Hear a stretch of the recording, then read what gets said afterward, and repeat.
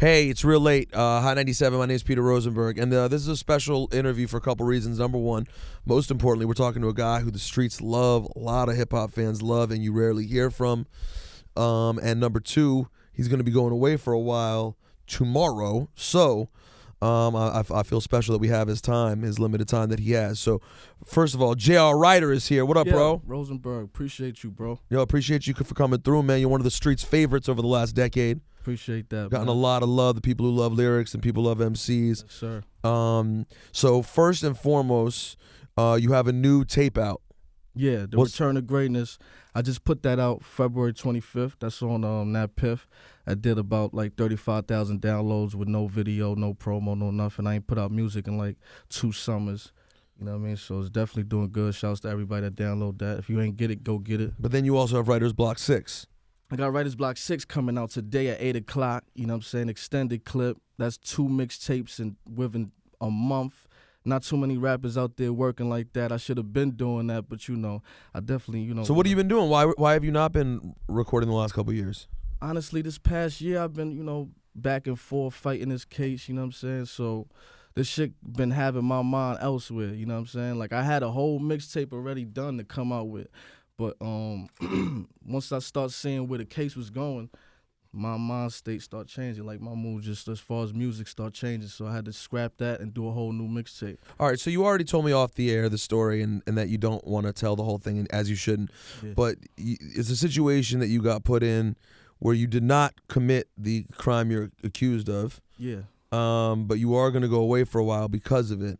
Mm-hmm. So I guess the obvious question for a lot of people in a situation like this, when they hear about someone who's connected and someone who's done well in the music business, if it's something that you didn't do, why are you still going away for it? You know what I'm saying? What happened? What failed you in court? It's just taking a risk. Like the risk is too big. You know what I'm saying? Like I definitely felt, because I really had like 100% had nothing to do with it, but like to take that risk, you know what I'm saying, and to play with my life, and to take the amount of time you could have gotten. Yeah, and that's the streets know what that is. You know what I'm saying? When I say take that risk, I mean the average person is gonna look at that like, what? I'm gonna fight it, but it's not that easy. You know what I'm saying? Once they asking you, listen, you want to go to trial or you want to take this time? Because once they offer you what they offer you and you turn that down, there's no coming back. It's like they ready, and it's like I had a lot against me as far as not evidence, but as far as I had Lil Wayne's same judge. I had the DA on Ja Rule's case. Like I had a lot that wasn't the hip hop cops on you. Yeah, and they definitely didn't give a damn. You know what I'm saying? Who I was. You know what I'm saying? So no, maybe the opposite.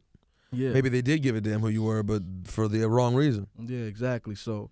The rap thing is definitely not a plus to them in their eyes, you know what I'm saying? So, I didn't want to just take that risk, you know what I'm saying? The risk was crazy, you know what I'm saying? The blow trial, I could have got a lot of years, put it like that. So what about the people that you've been known to be associated with, Dipset, etc.? That's where people know you from. What are the relationships like there at this point? At this point, there's no relationship. Like I fuck with I rock with Hell Rel. That's my dude. He always been a stand-up dude since day one. You know what I mean? That's about it. I mean, up to this point right now. When were you good with them? As of several years ago, were you good with them, or did the relationship fall? A couple months ago, we was definitely good. You know what I mean? But being in this situation, being in real situations bring things to the light, like show you what's really going on out there. You know what I mean? And I feel like I guess that's where I'm at with it. You know what I'm saying? So you reached out. My lawyer was on my back. I didn't want to reach out because you know what I mean, I had that pride and at the same time, I got love for niggas, and I look at niggas like my brothers, so I didn't want to be disappointed at the end of the day. You know what I'm saying? So you didn't want to reach out and have them turn you down. Exactly. I didn't want to reach out and then they turned me down, and I that's what was expected. You know what I'm saying? But my lawyer's on my back, you know what I'm saying? He want 30, 40,000, you know what I'm saying? And he like, you listen, we need to do this we need to get this paper by any means necessary. I don't care if you got to rob a bank, sell a brick. You need to reach out to your industry friends and, you know what I'm saying, stuff like that. So I'm like, you know what? He right. I'm gonna holler at Cam, holler at Jim, see what's up, you know what I'm saying? Even if they can't, you know what I'm saying, as long as they know where I'm at with it and I speak to them and, you know what I'm saying, they got my support, I got their support and they, you know what I mean, hold your head, you know what I mean, I get that little convo, it's all good. Nigga, keep it funky and at least respond to me, you know what I'm saying, and show me that you even care where I'm going. Because I done see niggas go hard for niggas that just got on the scene. Like, I'm a day one dude. Like, I was around. How early were you around with them? Jim Jones, I had ciphers with Jim when he was driving a Honda. Like, I was around when Jewels had an Acura, when Cam had a ashy Tahoe. Like, that since day one, you know what I'm saying, before Jewels had a deal. You know what I'm saying? I helped Jewels find a studio, shit like that, like, since day one, bro. And what was your involvement back in the day? Like, were you always helping out in terms of writing and ideas and stuff like that, or just doing your own records? We always was cooking, you know what I'm saying? We always in the studio cooking, you know what I'm saying? You know, if you follow the Dipset days as far as the music, you know, I always put in my work, you know what I'm saying? From like, we in Hot 97, like, I put in work up here. You can ask Flex. No, the freestyles are, yeah, of course. Like, when it came to freestyles, they was calling my phone. Like, when Jim or Cam couldn't get me on the phone, Jim was running through St. Nick projects looking for me. Like, yo, with JR at? You know what I mean? Through the projects. Like, really, like, you know what I mean? So, you know. So when push came to shove now, you did not hear back from them? Nah. As far as nah, I ain't really, you know, I ain't getting no word back, you know what I'm saying? Definitely ain't getting no word back, and, you know, it is what it is. I definitely don't feel like, you know, the next man should handle my situation or nothing like that. I'm a grown man. I'm a you know, handle my responsibilities, but, you know, it just hurt to see, you know what I'm saying? Niggas that's supposed to be yo homies, you know what I'm saying? Turn their back on you and, you know what I mean, treat you like it is what it is, like niggas don't, you know what I mean, fuck with you like that. How did the name J.R. Writer, why was that always the thing for you? When did you decide that writing was something that meant a lot to you? Honestly, my name before that was kind of corny. I don't even want to say it. You have to. What was the OG name? It was Jack the Ripper. Classic. So I shrinked it to JR, and then I felt like JR was too plain, so I write a lot, so added the writer. It just made sense. Plus, it made sense because it sounded like J.R. Ryder. You know what I'm saying? Who was hot at the time when you came up with the name. Yeah. So you made it J.R. Writer. Exactly. So before, writing was always a part of it for you, like, yeah. Because a lot of people start out writing and then they rap, and they obviously, you know, writing's a part of them. But for you, it became kind of a calling card for you, right? That was something you were known as someone who had bars. I've been rapping since I was 11, 10. You know what I mean? Like Wu-Tang days, Snoop Dogg, like, you know what I mean? In Harlem, right? Yeah. And whereabouts in Harlem? All through Harlem. Like, I lived on the east side, on the west side. You know what I mean? I was born in Harlem Hospital. I'm a real Harlem dude. You know what I'm saying? Grew up off of Big L, McGruff, Mace. Now, did you know those guys too? Nah, I'm younger. You're too young. Like, I grew up with Loaded Lux, T-Rex, J Mills. My first battle was with J Mills. Okay. Like, I'm cut from that cloth. Like, where rappers had to, it was like a process. Like, you battle, you got your name up in the hood, and then you got on. It's like you couldn't just come out of nowhere, because then it's like, who are you? In my area, I was the hottest. In J Mills' area, he was the hottest. Lux, T-Rex, whoever was, you know what I mean, popping in Harlem. So how did you get to know Cam and Jim? Through the streets. My man, shouts to my man Vonnie. My man Vonnie introduced me to Cam one time on 45th.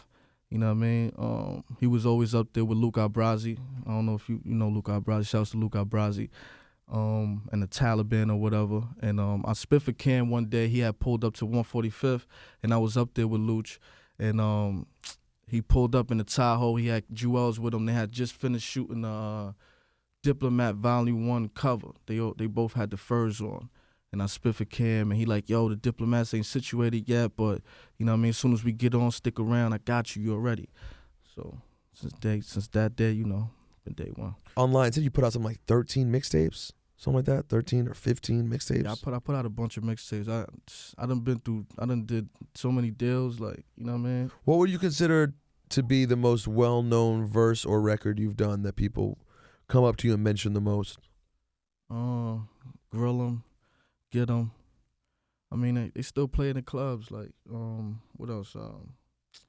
Shake, that's platinum. Bird Call, you know, that was a classic. I had Lil Wayne and Washington Heights, Dame Dash, the whole Diplomats on Dykeman. Like, as a matter of fact, not even Dykeman, on a trap block with niggas hustling on Nagel in the Heights. You know what I'm saying? Cam had his Lamborghini on the sidewalk. You know, shit was a movie. That never happened in the Heights again. You know what I'm saying? But what else? Got a lot of joints, man. Got a lot of joints. I mean, recently I had a joint that could have been out of here, but I don't know what happened with that. Shouts to Jim, man. You know, I had this joint called Ghost Cinderella with me, Cam, and Jim. That was crack. My producer made it and all that. When was that? That was like 2 years ago. And then I don't know, like Jim wanted it to be his single, so I had fell back. And then started picking up, and then he fell back. And then it just kind of never went. Yeah, but I wanted it as my single, but you know, Capo, he wanted it as his single. So. You're about to go in. This is an interesting situation for you. You're not some cat who's been in and out of jail. You haven't had any trouble with the law officially in a long time. I mean, I did 2 bids when I was younger, you know what I'm saying? But that was in the past. I came home when I was 16. You know what I'm saying? And so it's been a long time that you've been not dealing with this. Yeah, so I made my mind up. I'm like, yo, I'm going to do this rap thing, and that's what I've been doing ever since. I've been getting to it. Well, that's another thing that really stinks about this story and you going back is that you made up your mind to not be involved in that, and then you get caught up in something that you didn't do, and now you're going back. Yeah. And so what do you do? You're under 24 hours before you go in. What do you have planned? What are you going to do? I definitely got to finish this intro on this mixtape so I could drop it at 8 o'clock. So you still have an intro to finish up? Yeah. Besides that, I'm going to be just chilling with the fam. You know what I'm saying? You have a family of your own? Yeah. Hell yeah. I got my daughter. Shouts to my daughter, Saya. So you're going to go be with your daughter? Yeah. Hell yeah. What about a meal? You going to go eat something somewhere? Anything in particular? Yeah. Hell yeah. Meals. You know, I'm smoking a nice blunt. You're going to have a blunt. Where's the meal going to be from, you know? You haven't thought about that yet? That would be the only thing I'm thinking about is what's my meal? Get a nice meal in the Heights or something. I don't know. You know, nothing too crazy. You know what I'm saying? I honestly, I'm just ready to get this over with. I don't want to treat it like I'm going to do 20 years. You know what I'm saying? Because I'll definitely be right back out sometime next year. You don't never know. All right, so it won't be that long until we hear from you. But I appreciate you coming up and spending some of your time with us before you go and telling us your story. For having me, bro. No, of course, man. Support. I'm a big fan of the show. You know what I'm saying? I was always like waiting on your call. Like, damn, when Rosenberg. I know, and you know, I gotta be honest. Spitters up there. I always keep it funky. Like I, for some reason, like you're someone I've always respected, but never really crossed paths. And like sometimes I have random. You're like a real like I'm into super New York-ish. But like you were coming up, even like your really big come up when everyone was messing with you was before when I got here, and you've had great stuff since then, of course. I was up here before Ebro, man. Yeah, exactly. So I just we sort of missed each other, and but yeah, I'm happy you came by, man. I'm definitely be supporting you while you're gone. We appreciate the time, bro. Appreciate you know what it is, man. J.R. Ryder. You already know. Relay Hot 97 Harlem, stand up.